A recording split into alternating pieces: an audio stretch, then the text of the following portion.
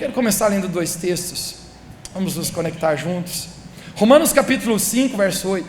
Romanos capítulo 5, verso 8 nos diz assim: mas Deus prova o seu próprio amor para conosco, pelo fato de ter Cristo morrido por nós, sendo nós ainda pecadores. Você pode dizer comigo, mas Deus prova o seu amor para com a minha vida, porque Cristo morreu por mim, sendo eu ainda um pecador. Eu quero ler também João capítulo 4, verso 19. João capítulo 4, verso 19. Depois desse texto nós vamos adentrar na palavra de Deus hoje aqui. João 4, 19 diz assim: nós amamos a Ele, porque Ele nos amou primeiro. Você pode dizer bem alto comigo, diga: nós amamos a Ele, porque Ele nos amou primeiro. Quantos podem dizer amém aqui nessa noite? O tema da minha mensagem nessa noite é: nos braços do Pai. Nos braços do Pai. Você pode fechar seus olhos e orar comigo? Querido Jesus, nós te agradecemos por essa noite tão incrível. Obrigado por cada pessoa que está aqui. Que alegria, Deus, poder ser participante da tua mesa, poder comer espiritualmente, Deus, das tuas palavras, do teu alimento para nós. Obrigado, Jesus, porque tu tens feito uma obra tão linda em nosso coração. Eu apenas declaro que essa noite a tua palavra possa fazer e cumprir aquilo que quer fazer dentro de cada um de nós. É uma grande honra poder receber de ti e poder caminhar contigo, em nome de Jesus. Quem pode dizer amém? Amém. E dá o melhor sorriso que você tem para Jesus. Eita, coisa boa. É bom pertencer a Jesus ou não é, gente? A vida mais incrível, mais especial, não existe nada melhor do que caminhar com Deus. A propósito, esse amor de Deus é o que nos conquistou. Todos nós que estamos aqui, gente, nós estamos aqui porque em algum momento o amor de Deus nos conquistou. Talvez, gente, você era aquele cara um pouco difícil para Deus, aquela pessoa assim que relutava, que te convidava, você dizia: não vou, né? Vamos lá, não estou nem afim. Talvez, gente, a Bíblia fala, como é a expressão, nós éramos inimigos de Deus. A gente tinha aversão à igreja, tinha aversão a Jesus, olhava quem acreditava e nos achava esquisito, dizia: esse é doidão. E hoje, gente, sabe por que você está aqui? Não por medo de um dia ir ao inferno. Você está aqui, sabe por quê? Porque o amor de Jesus conquistou o seu coração. Amém. A propósito, como poderia não conquistar? Jesus deu a vida por nós. Esses tempos atrás um rapaz se aproximou de mim e falou: pastor, eu estou afim de uma gatinha lá da Rio. E eu falei: todos estão. Ele falou assim: só tem um problema. Deu qual? Ela nem me cumprimenta. Eu falei: então tua situação não está boa. Mas eu falei: nem oi. Ela falou: esse tempo dei oi. Ela olhou para o lado. Falei: então tua situação piorou. Ele falou assim: mas eu estou disposto a conquistá-la. Eu falei: é aquele texto da Bíblia: a fé que tens para ti somente, né? Se você acredita nisso aí, vai embora, meu filho, né? E pensa no camarada, começou a desdobrar, meu irmão. Mandava umas coisas que as mulheres gostavam, aquelas florzinhas. As mulheres gostam disso ou não gostam? Oh, elas gostam. Diga para os homens, né? Sempre um tempo atrás falou para mim: mas pastor, para que dar flor se a flor murcha? Eu também não sei, mas elas gostam. O camarada ia lá, deixava um chocolatinho para a menina. E as meninas gostam ou não gostam? Ó, as meninas estão aqui hoje à noite, né? Dando um recado, uma indireta para os homens hoje aqui. A gente pensa num camarada que está lutando, e não é que conquistou mesmo. E o cara é feio que dói. Pensa num camarada desengonçado, feio, caminha com os pés meio assim, né? Mas assim, ele usou de artimanhas masculinas e conquistou o coração feminino. E ele estava apenas feliz por causa disso. Sabe o que é o simples fato, gente? Jesus fez algo por nós que seria impossível não ter conquistado o nosso coração. Sabe o que Jesus fez, gente? Ele veio a este mundo, ele morreu, ele deu a sua própria vida por amor a nós. Uma vez uma menina me falava com uma teoria muito profunda, ela dizia assim: eu quero casar com alguém que dê a vida por mim. E eu dizia assim: ó, minha filha, eu só conheço Jesus. Foi um homem que pulasse numa bala de revólver na frente por mim. Eu falei: os homens de hoje em dia, se tem revólver, já saíram pela tangente. O simples fato, gente, é que Jesus, por livre e espontânea vontade, não porque ele não tinha escolha, Jesus tinha uma escolha, mas ele, por amor, ele estende seus braços. A Bíblia fala de morte, de cruz. Ele toma o nosso lugar, ele morre por nós, para nos salvar dos nossos pecados. A palavra de Deus fala que nós estávamos condenados em nossos próprios delitos, mas ele, através da sua morte, nos deu vida em Jesus Cristo. Amém. E isso, gente, esse grande amor conquista o coração de qualquer pessoa. A palavra no livro de Hebreus fala: tão grande salvação, tão grande salvação. Nós fomos alcançados por tão grande salvação. Alguém diga bem alto comigo, diga: tão grande salvação. Quando a gente é salvo por essa tão grande salvação, gente, isso cria dentro de nós, gente, um sentimento de amor. O fato de Jesus ter dado a vida por nós, nos faz a gente querer dar vida por Ele, nos faz querer responder esse amor, ser recíproco. Se Jesus deu a vida por nós, eu fico imaginando Deus Pai, porque se Jesus é Filho de Deus, a palavra de Deus fala, João capítulo 3,16, talvez o tema central da Bíblia, o verso principal, porque Deus Pai amou o mundo de tal maneira, alguém diga comigo bem alto, de tal maneira, essa tal maneira é impossível explicar, a ponto de dar o seu único Filho para morrer por nós. Agora você que é pai e mãe, você sabe o quanto que você ama seus filhos, você daria a sua própria vida, mas não dos seus filhos. Hoje eu estou com o coração molenga aqui, gente. Era por volta das 5 horas da tarde, minha irmã me liga e falou: Mateus, estou aqui com o teu sobrinho, e daqui a pouco a gente já vai embora, vai viajar, e vem ver ele queria ver você, tem 2 aninhos, gente. E eu falei assim: ele já está entendendo das coisas, assim. Pensei que era uma chantagem emocional. E antes de vir para cá, gente, eu dirigi até onde eles estavam. Cheguei lá, eu comecei a brincar com ele, andar de carrinho, para lá e para cá, para lá e para cá. Eu brinquei acho que uns 25 minutos com ele. Daqui a pouco eu falei para ele: Ben, titio tem que ir. Tchau, manda beijo pro tio. E ele fazia assim. E daí eu falei: o tio está indo. E quando ele entendeu que eu estava indo, gente, ele abaixou a cabeça e não fazia nada. Eu dei tchau pro tio. Ele ficava assim. O que aconteceu com você? Ele ficava assim. Daqui a pouco, gente, quando eu estou dando tchau para ele levantou o rostinho, tinha uma lágrima caindo, gente. Não, eu vou comprar um presentão para esse guri, meu irmão. Quem já chorou por tu, bro? Nossa, virei fãzaço do PV, porque não pode, o rapaz chorou por mim, meu irmão. Que amor, nem é meu filho, é só o sobrinho. E eu já estou movido assim: meu Deus, mas como eu amo esse moleque, aí eu vou ter que dar uma guitarra para ele daqui a pouco, mas eu vou ter que fazer alguma coisa. Você imagina, gente, o amor de um filho.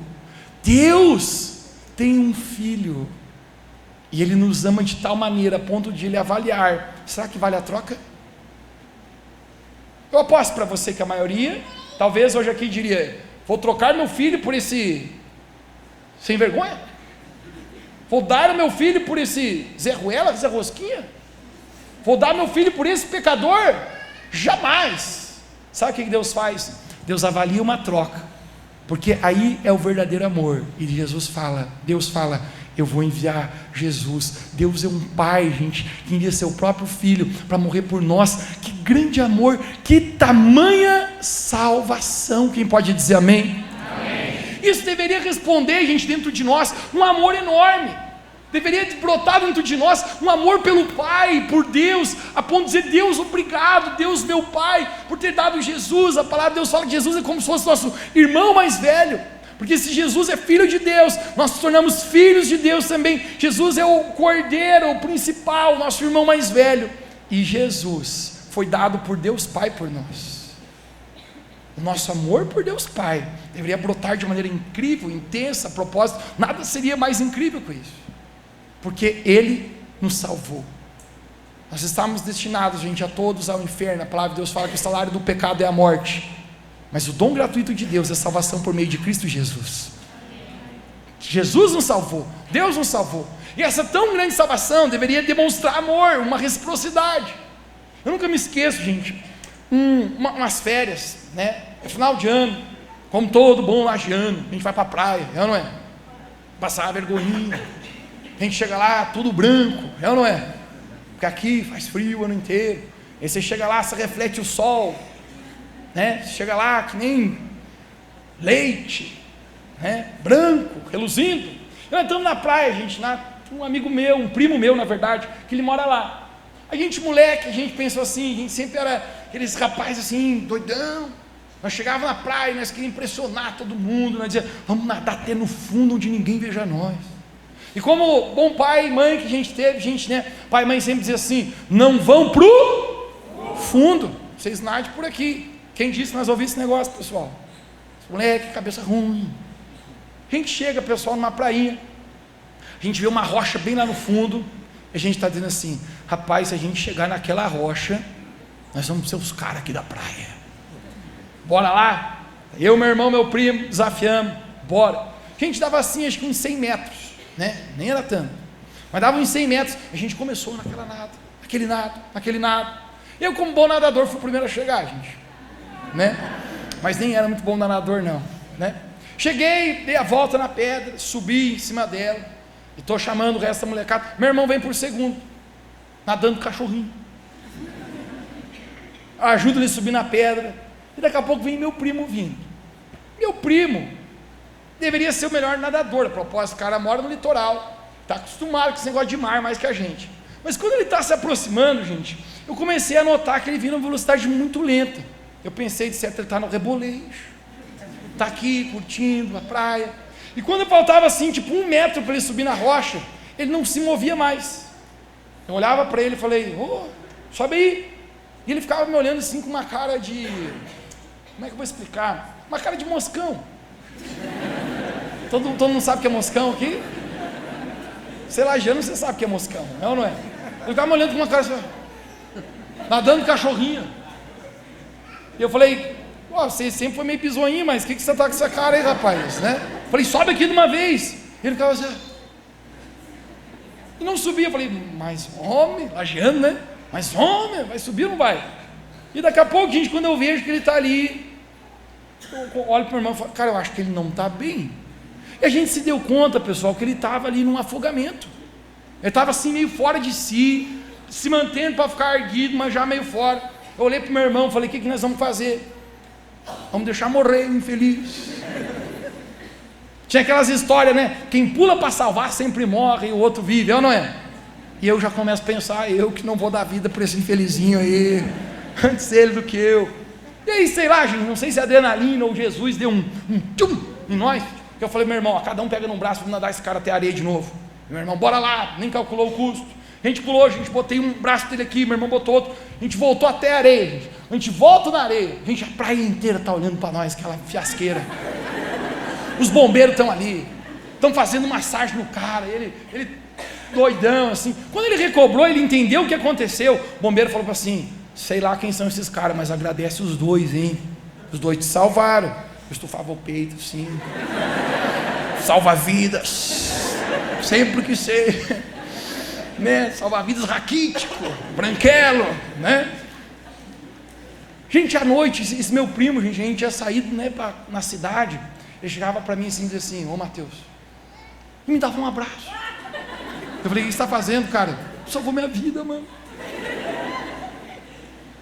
E foi no restaurante lá, assim, deixa que eu pago a batata frita. Eu falei, não, cara, deixa que eu pago. Eu pago a coca. Daqui a pouco ele falava assim, não quer um sorvete? Eu falei, cara, por que você está fazendo isso? Porque, obviamente, se você foi salvo, gente, um amor, uma reciprocidade, uma gratidão, brota no seu coração, sim ou não? Sim. Foi isso que Jesus fez por nós, que Deus fez por nós.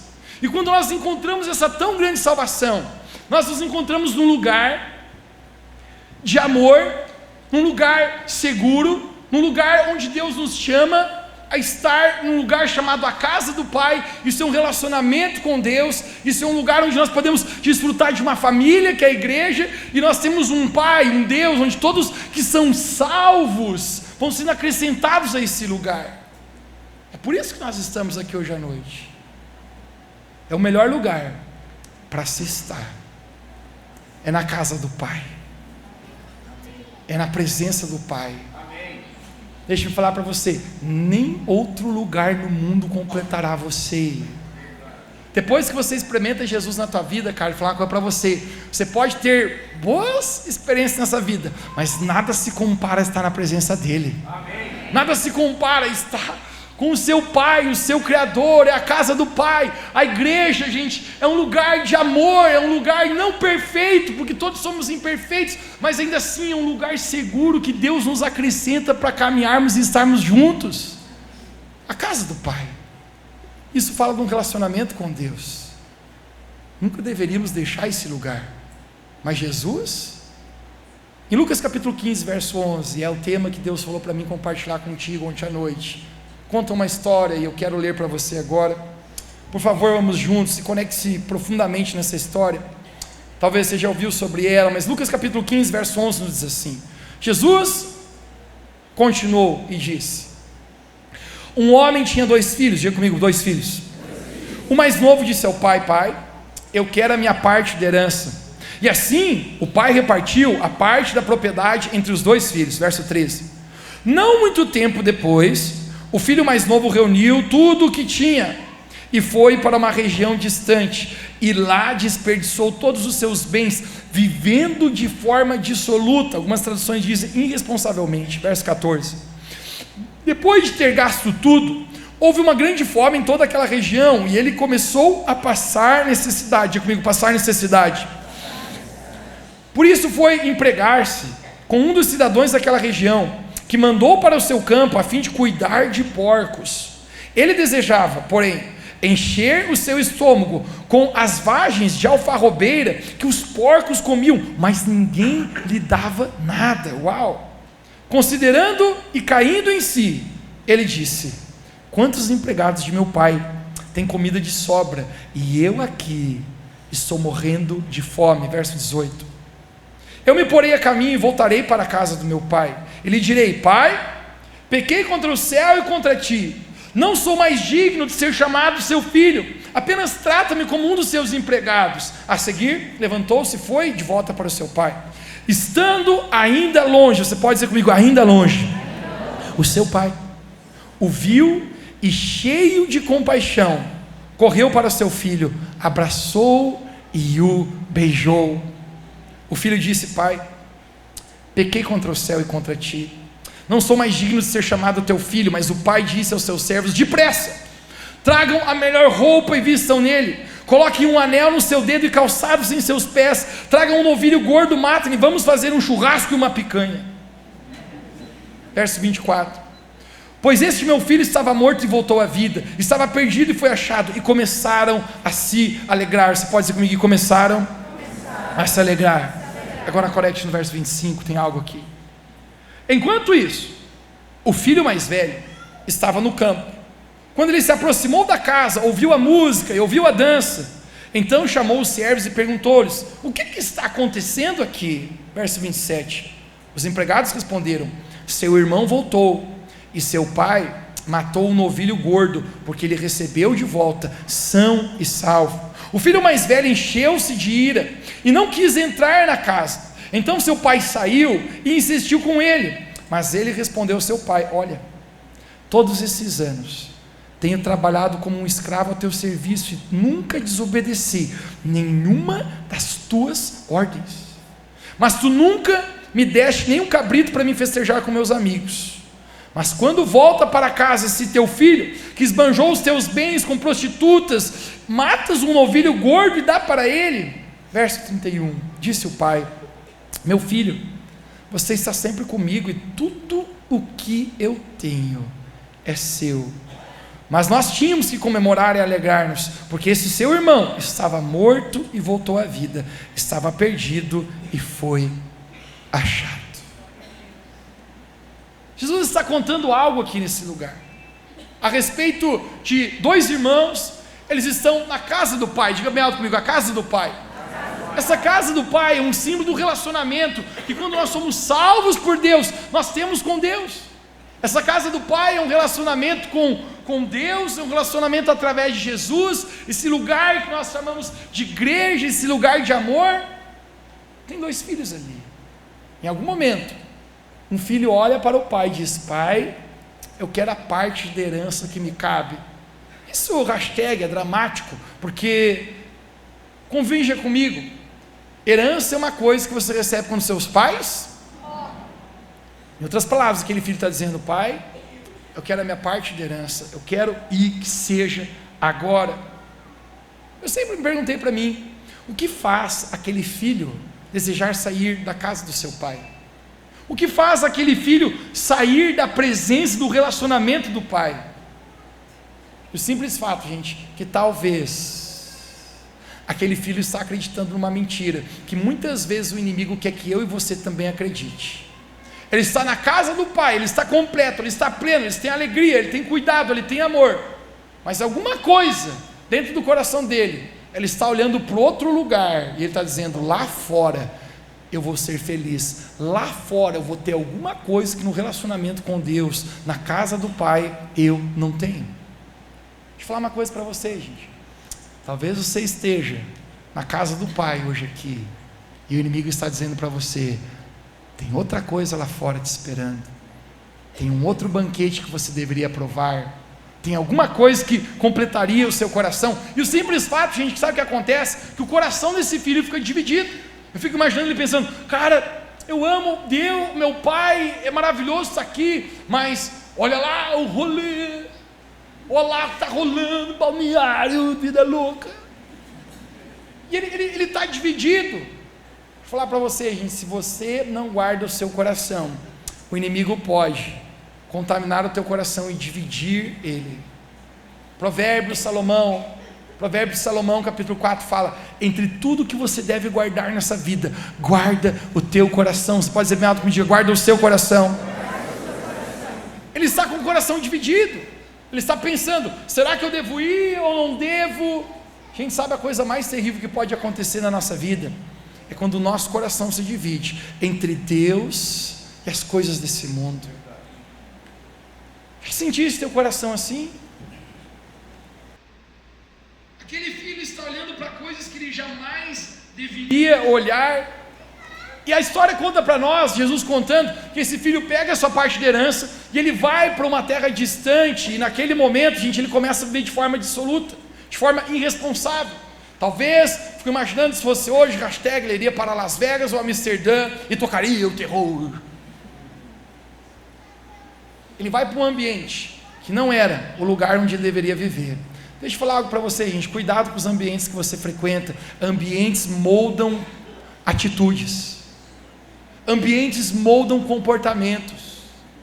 Aquele filho vai para um lugar que não era o lugar onde ele deveria estar, e naquele momento, ele começa a fazer aquilo que ele achava que completaria a vida dele, viver de forma irresponsável, talvez achando que satisfazesse os desejos carnais que ele tinha, então ele seria feliz. Salomão, o homem mais rico que já teve talvez essa terra, e mais poderoso, um rei, certa vez ele diz: nada que os meus olhos desejaram eu neguei. Uau, esse camarada está num patamar, mano. Sabe o que ele diz no final da sua vida? Descobrir que tudo é correr atrás do vento. Sabe por quê, gente? Porque apenas um relacionamento com Deus Pai te completa, sacia a sua vida. Amém. Mas esse filho está dividido, então ele está vivendo de uma maneira que ele não deveria viver. Talvez eu fico imaginando, trocando de mulheres todas as noites, talvez na festa, na gandaia, na loucura, e pensando que isso estava legal, e até um momento que a conta chega. Deixa eu falar uma coisa para vocês, gente: viver longe de Deus é sempre uma péssima porção. Em algum momento, Jesus ele conta que esse rapaz, ele gastou tudo, ele não tem mais nada, e ele se encontra, gente, num estado tão difícil. Ouça agora, que ele acha um emprego e ele tem vontade de comer a comida dos porcos. Isso não é o pior, diz que nem a comida dos porcos davam para ele. Uau! Me deixe ver a sua mão bem alta se nessa noite você tem desejo de comer comida de porcos. Obviamente que não. Só de sentir o cheiro de porco já é terrível, não é? Quem aqui já dirigiu na estrada, de repente você olhou para o cara do lado, o que você fez aí? E o cara falou, não fiz nada. Fez sim. Fala, prometo que não fiz. E daqui a pouco você encontrou um caminhão de porco, não é? Era um caminhão de porco. Gente, cheiro de porco é uma coisa terrível. O camarada está desejando comer a comida de porco, sabe por quê? Me olha aqui. O pecado, gente, viver longe da casa do Pai, longe de Deus, sempre vai levar você a uma condição de miséria espiritual. A alma vazia, cara. O rapaz que conheceu Jesus há pouco tempo, ele falou, Mateus, a minha vida inteira foi viver de doideira em doideira, noitada em noitada. Ele falou, eu ria à noite, mas quando chegava de manhã eu chorava. Eu sorria e achava que aquilo me completava, e quando eu chegava naquela noitada eu era o cara, e quando eu acordava de manhã cedo eu me sentia tão miserável. Sabe qual é o simples fato, gente? O pecado sempre vai levar a gente a um lugar de miséria espiritual. Nem a comida de porcos davam para ele. A alma seca, o coração vazio. Recentemente um rapaz aqui da nossa cidade tirou a sua própria vida, e tem um rapaz que eu conheço, que era muito amigo dele. Ele falou, Mateus, a gente nunca acreditou que isso poderia acontecer com o cara, do nada, bro, do nada. Sabe qual é o simples fato, cara? Se a nossa alma vai secando, se a gente está buscando em lugares errados, pode ser que em algum momento o coração esteja tão abatido, porque apenas Jesus pode completar e alimentar o nosso ser. Amém. Apenas esse relacionamento com Deus Pai. E aí você sabe o que é mais incrível? Esse filho, ele cai na real. Diga para alguém perto de você, diga, nunca perca a real. A Bíblia fala, caindo em si. O que é o caindo em si? Ele se arrepende do que ele fez. E sabe o que esse filho fala? Fala, cara, eu era um filho. Na casa do meu pai, até os trabalhadores tinham que comer.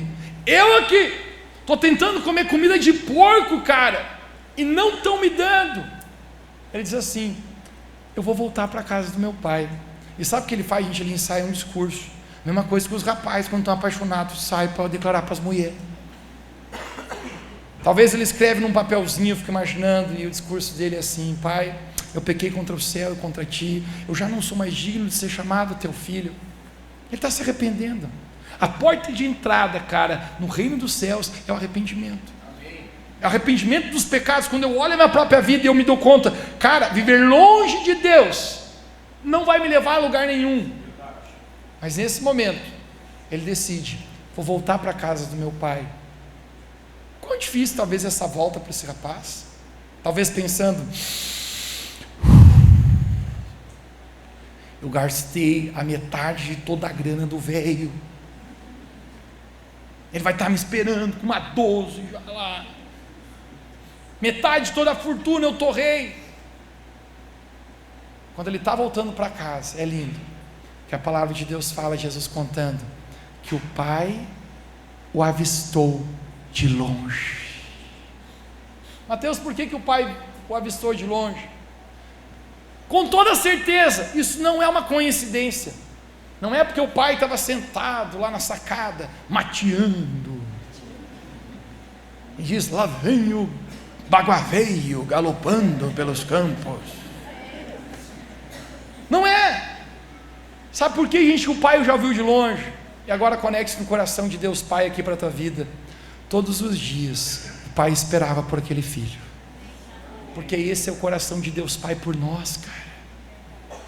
A Bíblia fala que o pai é movido por íntima compaixão. Alguém diga bem alto comigo, íntima compaixão. O pai sai correndo. O pai, ele olha o filho, ele pensa, não acredito, é o cara, bro, é o cara, é o menino, é o Paulinho, é o cara. voltando. E quando o pai chega, o pai se lança no pescoço do filho, abraça e beija o filho.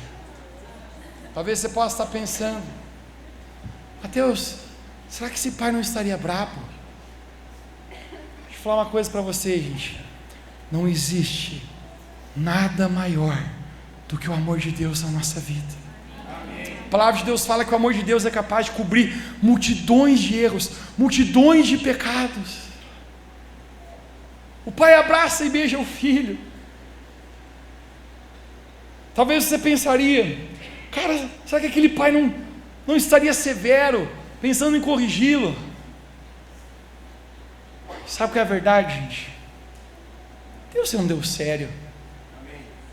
Mas sempre que nós nos humilhamos no nosso coração, na presença do Senhor, Ele sempre está com os braços abertos para nós. Amém. Eu tive uma experiência, cara, com a minha paternidade natural, com meu pai natural, que marcou a minha vida. A gente cresceu lá em casa, cara, debaixo de instrução. Eu dou glória a Deus que a gente cresceu, cara, num lar cristão. Pai e mãe ensinaram a Bíblia, cara, desde cedo pra gente. Pai ensinou o que era certo, o que era errado. Pai dizia: cara, aí não pisa. Se você pisar aí, você vai se ver comigo. A cinta vai assobiar, a vara vai comigo. Gente, pensa assim que o pai amava muito a gente, mas o pai descia o cambal em nós. Quem é que apanhou bastante na vida aí, gente, né? Eu falo, gente, eu apanhei bastante. E se tivesse apanhado mais, era um pouquinho menos pior. A propósito, só parênteses aqui, gente. Pais, não poupem seus filhos da vara do amor, cara. A palavra de Deus fala que isso traz instrução, e quem não corrige não ama. Pai ia corrigir nós, cara, e pai, quando ia corrigir nós, ele dizia assim: molecada, vou bater 3 varadas na bunda de vocês. E nós dizíamos: mas pai, tu não me ama. E o pai dizia: amo, e é por isso que eu vou corrigir você. O pai dizia: vai doer mais em mim do que em ti, moleque. Com certeza. Mas porque o pai ama você, o pai tem que ensinar você. E sabe qual é a verdade então, gente? Cara, nós apanhamos pra caramba, bro. Pensa assim que o pai não deixava passar uma. Teve uma vez que eu fiz um protesto que eu não iria mais na igreja. Eu falei: pai, domingo que vem eu não vou mais na igreja. Ele falou: qual é a razão que o senhorito não está querendo ir mais? Eu falei: pai, eu constatei uma coisa. Sempre que eu vou na igreja, nós aprontamos uma, não é? Ele falou: vocês têm aprontado bastante. Ele falou: então a gente sempre vai, apronta, e quando a gente volta a gente já é surrado. Então se eu sempre sou surrado, não vou mais para não ser mais surrado. O pai falou assim: não vai mais? Eu falei: não vou. Ele falou: então já desça lá no quarto lá que nós vamos ter mais uma conversa. Eu falei: não vou. Mudei de ideia. O pai não perdoava nós, meu irmão. Então assim, com muito amor, corrigir, isso fez muito bem, cara, pra gente. Teve uma vez que a gente estava jogando futebol. Tinham falado para nós: não jogue mais futebol na garagem do prédio, porque as paredes eram brancas e ficava tudo pintado com a bola. E porque algum momento, um dia aconteceu um acidente. Todo mundo tinha saído para trabalhar, nós estávamos de férias, era um dia de semana à tarde. Reunimos mais uns 3, 4 caboclos. Quem disse que nós vamos parar e não vamos jogar futebol? Estava na época da Copa do Mundo de 98. Ronaldo fenômeno. Estava pensando até fazer aquele cabelo ridículo que ele fez, assim, só um negócio assim. Eu achava que eu era o fenômeno no futebol. A gente estava brincando, a gente tinha um penaltizinho lá. Eu nunca me esqueço que um no gol, um bati, outro. E aí era minha vez de bater. Eu já fui assim, virei fenômeno. Vai bater o pênalti. Aceite os 2 aí. Gente, e o rapazinho no goleiro. Quando eu fui bater aquele negócio, eu já tinha dado a paradinha. Quando eu fui bater o pênalti, eu peguei e tô o fenômeno. Gente, o fenômeno subiu a bola e deu numa lâmpada que caiu em cima de um carro. Quando deu em cima do carro, meu irmão, foi um desespero. Nunca me esqueço o carro, era um Chevette com pintura metálica. Eu olhei assim: meu Deus, o pai vai matar nós estamos executados, nós vamos morrer, estamos acabados. O meu irmão, gente, Teve uma peça decisão, meu irmão cagueta, velho. Eu falei para ele, ninguém se mexe, todo mundo fica aqui, vamos limpar esse negócio, vamos esconder a bagunça e vamos sair de fininho. Esse meu irmão deu um desespero nele, cara, que ligou um turbo num foguete na bunda dele e saiu correndo, senhor. Sumiu. Eu falei, onde é que vai, louco? Ele sumiu. Ficou eu e mais 2, a gente limpou tudo, pegou, tirou a camiseta, varrendo, a gente cobriu tudo. A gente está terminando de varrer, gente, chega a zeladora do prédio, ela com aquele saltinho alto. Nossa, eu liberei perdão para a vida dela. Ela chega e fala, o que vocês fizeram aí? Nós, nada. Ela falou, não, vocês estão diferentes. Sentia o cheiro no ar. Fizeram alguma coisa? Não, fizemos nada, estamos aqui quietinho. Ela Daqui a pouco ela foi caminhando assim, ela olhou o carro, olhou uns últimos caquinhos ali, olhou em cima do carro, aquele descascado em cima do carro inteiro, e ela falou assim, vocês fizeram isso aqui, né? Eu falei, não. Ele falou, fizeram sim, é do dono da loja ali o carro, eu vou falar para ele. Eu falei, não, eu mesmo vou falar, não se intrometa na minha vida. Gente, tive até uns 10, 11 anos de idade, e eu fui mesmo, eu pensei, essa louca velha vai falar, vai dedurar, então é melhor que eu fale do meu jeito do que ela fale do jeito dela. A gente cheguei pro dono da loja, falei, vou vestir a capa de homem grande, né? E falei, aqui ó, o negócio é o seguinte, tem uma bolada ali e detonamos teu carro.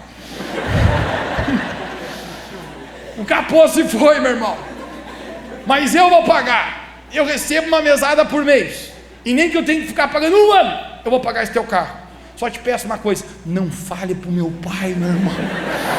O cara era amigo do meu pai, eu falei, não fale para ele, cara, não fale. Eu falei, eu pago tudo, pode ficar tranquilo. Ele falou, você me dá a tua palavra? Eu falei, vou pagar. Eu falei, eu já tenho 20 anos, vou pegar e dar para o Senhor. Eu falei para ele assim, mas também convija comigo, senão vai falar para meu pai. Ele falou, prometo então, está combinado, palavra de homem. Gente, como saí, pensei, deu boa. Fiquei sem mesada 1 ano inteiro, não vou nem ver babalu, chiclete mais, né? Mas pelo menos não vou apanhar que nem doido, né? Gente, estou tranquilo. Quando chega o final da tarde, gente, né? O pai chega em casa, eu olhei assim, o pai me olhou, o pai disse, seu Mateus, queria conversar com você. Gente, eu não sei como, mas eu sabia que ele sabia. Sabe quando você olha os olhos, lâmpada da alma, gente? Eu sabia, o cara sabe. Eu já comecei a pensar assim, aquele filho da mãe, do cara, da loja, contou. Eu sabia que ele sabia.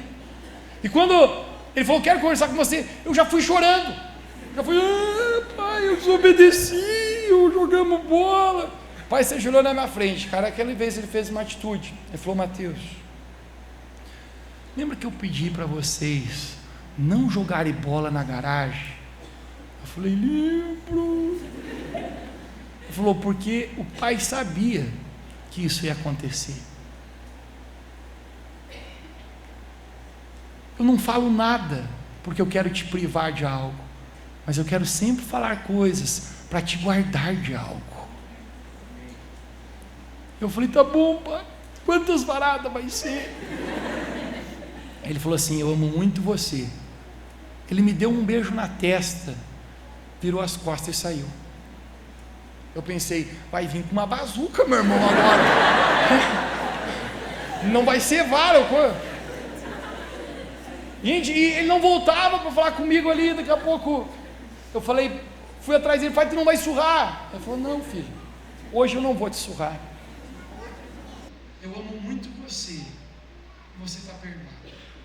Gente, falar uma coisa para você, essa atitude do meu pai, cara, fez algo dentro do meu coração, cara, que nunca mais eu esqueci. Essa atitude natural do meu pai, sabe que na verdade estava provocando meu coração? Entender, gente, o amor e a compaixão que Deus Pai tem pela nossa vida. Amém. Nunca mais jogamos bola naquela garagem, cara. Sabe por quê? Porque o amor de Deus é o que nos transforma. Amém. Não é a punição de Deus. Era importante a correção, era importante, mas nesse momento, cara, a misericórdia e o amor que meu pai natural demonstrou pela minha vida, eu entendi a maneira que Deus nos olha, e esse pai que corre para perto do filho e o abraça e o beija e diz, filho, você torrou a metade de toda herança, é verdade, mas ainda assim, você é meu filho e eu amo você. Pai, meu discurso é: eu pequei contra o céu e contra a terra, eu já não sou digno de ser chamado teu filho. Já notou que a segunda parte do discurso dele é: trata-me apenas como um dos teus empregados. O pai nunca deixou ele falar isso. Sabe por quê, gente? Porque para Deus não importa talvez o quão longe, o quão errado você foi. Se você voltar para os braços deles, Ele sempre estará com os braços abertos para você. Amém. Filho está todo sujo. Então Ele diz: coloque uma nova veste sobre o filho. Porque o pecado, gente, suja a nossa vida, cara. O pecado vai sujar nossas vestes espirituais. O filho está descalço. Sabe por quê, gente? Porque sandálias falam de um propósito. Você viver longe de Deus, sabe o que vai acontecer contigo? Cara, tu vai perder o propósito. Você pode viver uma vida inteira, ter uma boa profissão, ficar muito rico, realizar muitos sonhos pessoais, ainda assim você se sentirá vazio. Um dos homens, gente, mais exponenciais que já existiu talvez na nossa geração foi um homem criador da Apple. Se você tem um iPhone no seu bolso, é por causa dele. E este homem, gente, no final da sua vida, ele diz: eu tenho todos os recursos, eu tenho acesso aos melhores médicos do planeta, e mesmo assim, eu não tenho como me salvar, eu estou vazio, eu nem creio que existe algo depois da vida, tão triste, tão lamento, tão miserável naquele momento. Sabe por quê, gente? Só Deus tem o poder de completar a nossa vida, cara. Amém. Coloca as sandálias nos pés, coloca um anel no seu dedo, porque anel fala da nossa autoridade. Você, como um filho de Deus, deixa eu falar algo para você: você tem autoridade na sua vida. Amém. Pai o abraça e o beija. Esse é o amor de Deus, Pai, por nós. O Pai diz para os seus servos: tragam rápido aqui uma picanha, que a propósito foi prometido por aí. E a gente vai começar a celebrar, porque esse filho estava morto e reviveu, ele estava perdido e foi achado. Não é incrível? E começou uma festa na casa do Pai, porque nosso Deus, gente, é um Deus de alegria. Deixa eu falar o que acontece no céu, gente. Todas as vezes que um pecador se arrepende e volta para a casa do Pai, acontece uma rave gospel no céu. Tem os DJ lá do céu, Deus olha, põe DJ. Os anjos começam aqui, o cara voltou. Porque existe alegria, gente, na casa do Pai, quando o filho volta. Deixa eu me falar para você hoje. Você hoje precisa voltar para os braços do Pai. Você está longe, cara. Mateus, eu estou tão longe do lugar onde Deus gostaria que eu tivesse. Eu estou longe no pecado, vivendo a minha vida do meu próprio jeito, no mundo, longe de um relacionamento com o Pai. Deixa eu falar para você, hoje Deus está com os braços abertos, dizendo: filho, filha, volte para os meus braços. Aqui é o seu lugar. Eu amo você, apenas aqui você será completo. Reta final da nossa mensagem, sabe qual é a tragédia? A tragédia é quando o irmão mais velho chega. Aquele irmão chega, ele ouve, e ele pergunta: cara, o que está acontecendo aí? Um dos empregados fala: cara, teu irmão acabou de voltar, e teu pai está dando uma festa para se alegrar. Sabe o que acontece? Esse filho deveria se alegrar também, deveria dizer: não pode, meu irmão está vivo, cara, ele voltou. Mas sabe qual é a atitude desse irmão? Ele diz assim: eu não vou entrar na casa, eu me recuso a entrar na casa. Sabe o que o pai vai fazer? O pai também vai para o filho mais velho. Diz que o pai sai da casa e vai encontrar aquele rapaz. Ele diz: filho, o que está acontecendo? Por que você não está entrando aqui? Gente, o discurso do filho sabe qual é? Pai, eu estou aqui há quanto tempo contigo? Nunca desobedeci nenhuma das tuas ordens, e você nunca matou um cordeiro cevado para mim celebrar com os meus amigos. Gente, quando você inicialmente olha o discurso do filho mais velho, não parece ser injusto mesmo? Quando eu lia isso, cara, eu pensava assim: nossa, mas o pai está sendo injusto mesmo. Deixa eu falar para você, gente. Olha a resposta do pai: filho, tudo que eu tenho é teu. Você poderia ter pego tudo, é teu, não precisa nem pedir, cara. Eu amo você, filho, você está comigo aqui. O fato de eu estar celebrando este que voltou não significa que você que está aqui dentro não é amado, não é celebrado, não tem essa liberdade de matar quantos novilhos cevados você quiser. E aqui, gente, é uma coisa muito profunda que eu vou falar para ti agora. Às vezes tem um camarada que está longe da casa do pai, está longe de Deus, ele precisa voltar. Esse é o primeiro filho. Mas sabe qual é o segundo filho, gente? O segundo filho estava dentro da casa do pai, estava dentro da igreja, mas mesmo assim ele não se sentia filho. Talvez você possa estar frequentando, querido, a igreja aqui, mas eu não quero falar para você hoje, se você é um bom frequentador, eu quero falar para você, você se sente um filho de Deus? Amado por Deus?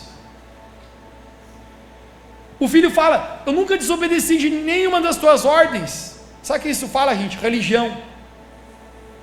Eu sempre fui certinho, cara. Eu sempre tive no quadrado. Eu nunca saí da linha. Que bom isso. Mas deixe-me falar para você, não é os seus acertos, as suas falhas que definem a maneira que Deus Pai ama você.